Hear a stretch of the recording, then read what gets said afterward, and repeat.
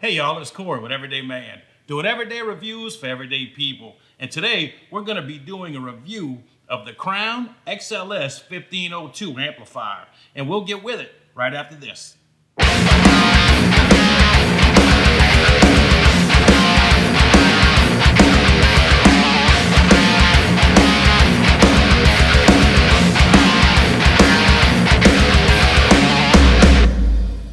A couple of weeks ago, I did a video review of my SL15 Cerwin Vegas.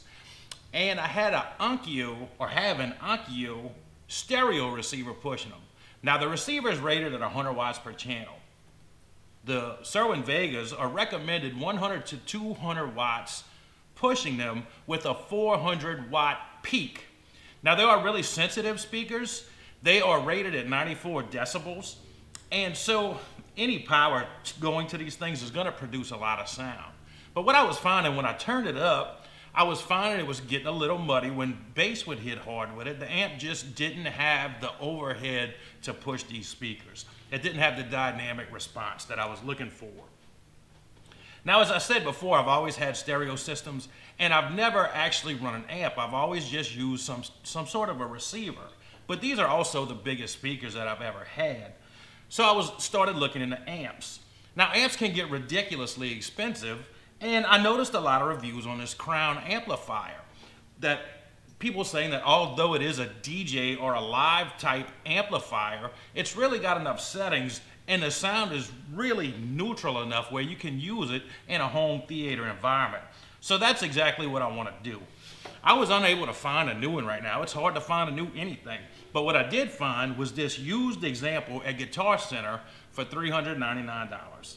And they sent it to me in just a few days, and it was pretty awesome. In fact, I've got a name of a band on here I've never heard of before, and it's Buried Alive. I'm assuming that's who had this amp before.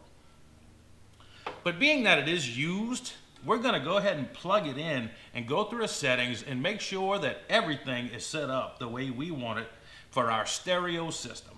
And then what we're going to do is I'm going to take some decibel readings with my Onkyo pushing the speakers, and what I'll do is I run everything through my TV. We'll be using YouTube Music to listen to a song. In fact, we're going to listen to Whatever It Takes by Imagine Dragons. Now, I can't play the song because they will demonetize me, but I will show you before and after pictures of the decibel meter playing with the TV at the same volume and the Onkyo at the same volume. The only difference being is that the before will not have the amp hooked up to it, and after we will have the amp hooked up to it. But let's go ahead and plug this thing in right here on the counter, and we'll go through the settings on this thing, and we'll ensure that we're in good shape to turn it on. The first thing we're going to do is go ahead and take a look at the back. Right here you've got a reset button. This is essentially a circuit breaker for it. We have the 120 volt power coming in. Now this is going out to our speakers. We have bonding posts, and they will also accept a banana clip. Now it does come with a plug in it from the factory, and I just simply stuck my pocket knife in and pulled the 4 plugs out. It also has speak-on connections right here as well. Now if we go, here's your fan, and if we go on to the input side, what you can see is that we've got our RCA jacks. We've got our link or line out so we can jump to another amplifier. And then we have the professional input plug, and I'm not even sure what they're called. But we're going to be using the RCA jacks. Okay, we're going to go ahead and power up our amp. As you can see, it's got 2 blue LED indication lights that it is indeed powered on. Now, as I said before, I did buy this used from Guitar Center. So we want to go into our menu,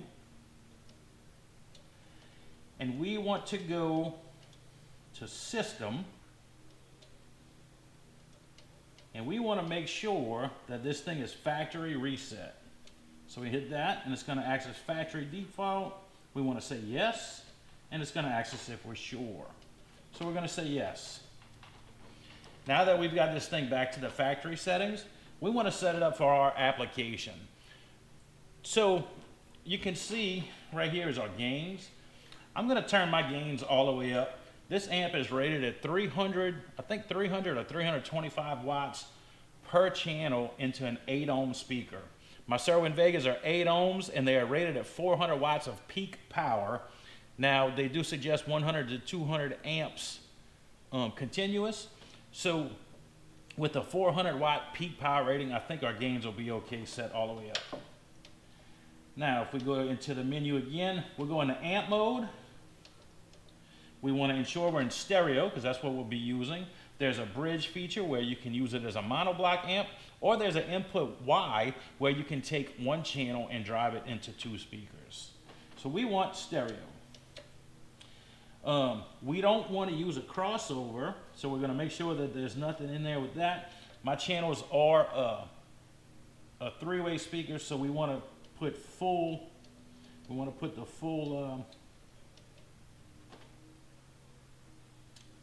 bandwidth into them. We don't want to have any pass filters. So let's go ahead and go no crossover. So that is pretty interesting that you can set channels 1 and 2 differently, and I do want them both to no crossover.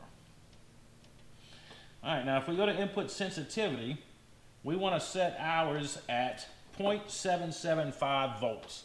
That is what you're going to use in a home stereo application.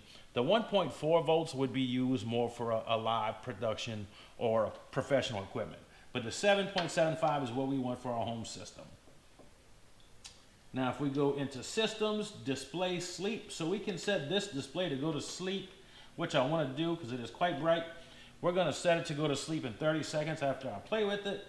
The lighting, we can set the panel lights, these blue LEDs, on or off. I kind of like them, I'll leave them on, and if I find they're too bright, I'll change it later. Now our meter lights, this is our meter indications right here. It shows when we have signal, negative 20 decibels, negative 10, and it shows when we go in the clip. So we want to leave those on. No, we want them on. Okay.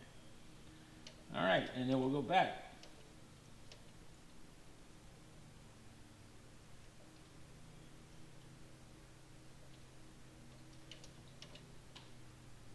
Alrighty. And back again. And then we will go to exit. So now our amp is set up. You can see right here it says 0.775. We're in stereo and our gains are wide open.